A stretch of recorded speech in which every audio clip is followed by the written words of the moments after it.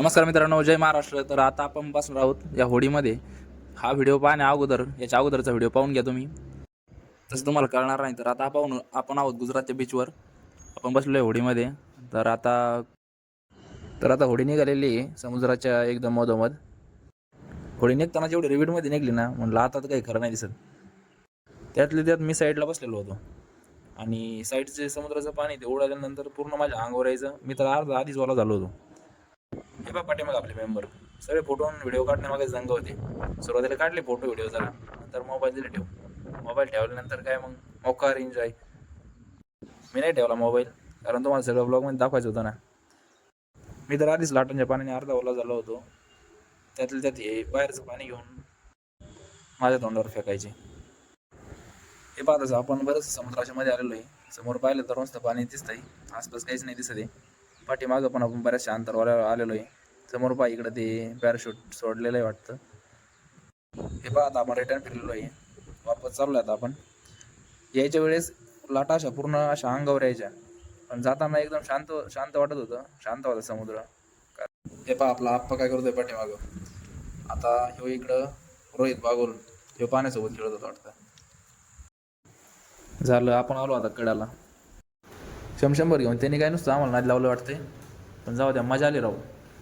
भारी व्यवसाय ना राहू. रोजचे कमीत कमी 20,000 तरी छापीत असेल ते, कारण एका चक्करलाच त्याला 1000 रुपये भेटतात. बरं जाऊ द्या, चला आपण आलेलो आता बीचवर. तर आता आपण अगोदर उतरून घेऊ आणि मग नंतर तुम्हाला राहिलेला बीच दाखवतो. उतरताना बॅलन्स ठेवून एकेकाने उतरावं लागतं बरं का, नाही तर व्हायचा टांगा पलटी. सगळ्यांनी उतरून घेतलं पटापट. नंतर आम्ही दोघं तिघंच राहिलो. मग मित्राकडे मोबाईल दिला आणि म्हटलं तुझा थोडासा शूट घे. मित्रांनो आता दुपारच्या 2:30 वाजले. तर सकाळपासून आपण नुसते फिरतोय, फिरून आता खूप थकल्यासारखं झालं आहे. त्यामुळं आता इथून गेल्यानंतर आपल्याला रूम वगैरे पाहावं लागेल. रूम करून जरासाठी 1-2 घंटे आराम करायचा आहे आपल्याला.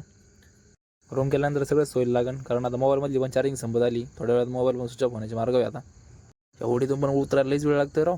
त्याच्या टापटा उड्या टाकून तर जाऊ द्या, मी हळूच उतरतो. बाकीचे उड्या टाका वाटलं असतं. उतरताना बोट तर लईच डेवलत होती. म्हटलं होती काय आता पलटी, काय नाही झालं. उतरलो मी सावकाश. चला आता.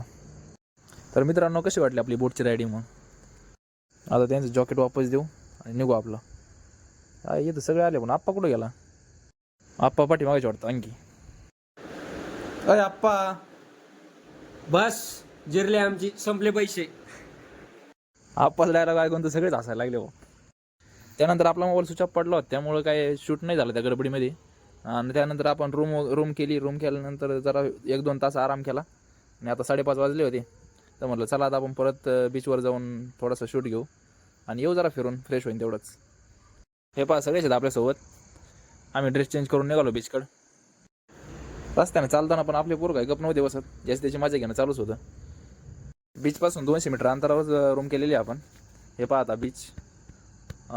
इकडं बीचच्या साईडचं वातावरण एकच नंबर आहे बरं का. पण एवढे लोक इथं फिरायला येतात सारखे, पण इथली स्वच्छता पहा कशी आहे.